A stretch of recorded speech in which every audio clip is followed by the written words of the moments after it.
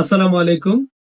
প্রিয় সুধী ও ফেসবুক প্রিয় ভাই ও বন্ধুগণ, সকলে ভালো আছেন এবং ভালো থাকুন সেই প্রত্যাশা করি।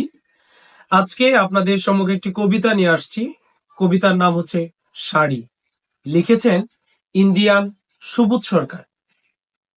বিয়েতে ৫১টা শাড়ি পেয়েছিল মেয়েটা, অষ্টমঙ্গলায় ফিরে এসে আরো ৬টা।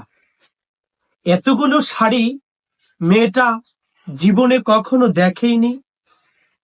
আলমারির প্রথম তাকে রেখেছিল সমস্ত নীল শাড়ি দিয়ে, এবং হালকা নীল একটাকে জড়িয়ে ধরে বলেছিল, তুই আমার আকাশ।